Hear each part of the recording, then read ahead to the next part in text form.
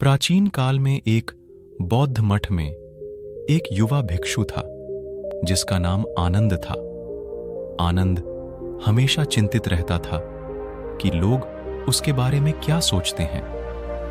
वह अक्सर अपने गुरु भिक्षु महाकश्यप के पास जाता और अपनी चिंताओं को साझा करता। एक दिन महाकश्यप ने आनंद को एक विशेष कार्य दिया।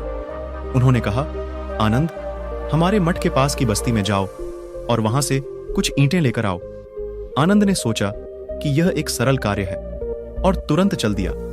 बस्ती पहुंचकर उसने कुछ ईंटें उठाईं और वापस मठ की ओर चल दिया। लेकिन रास्ते में ईंटें बहुत भारी लगने लगीं और आनंद ने कई बार रुककर आराम किया। जब वह मठ पहुंचा तो उसने महाकश्यप से कहा, गुरुजी, ये ईंटें बहुत भारी हैं और मुझे बहुत कठिनाई हुई इन्हें यहां लाने में।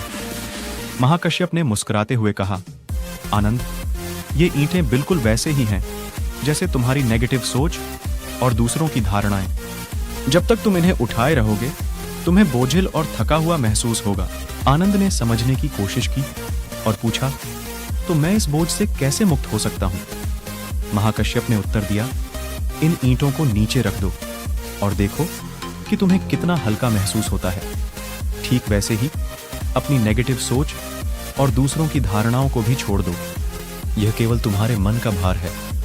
अगर तुम इसे छोड़ दोगे तो तुम्हारा मन हल्का और स्वतंत्र हो जाएगा। आनंद ने ईंटों को नीचे रखा और उसे तुरंत एक हल्कापन और राहत महसूस हुई। उसने गुरु की बात को गहराई से समझा और प्रतिज्ञा की कि वह अब से अपनी नेगेटिव सोच और दूसरों की धारणाओं का बोझ नहीं उठाएगा। यह कहानी हमें सिखाती है कि नेगेटिव सोच और दूसरों की धारणाओं का बोझ केवल हमारे मन को भारी और तनावपूर्ण बनाता है। हमें इनसे मुक्त होकर अपने जीवन को हल्का और आनंदमय बनाने की कोशिश करनी चाहिए।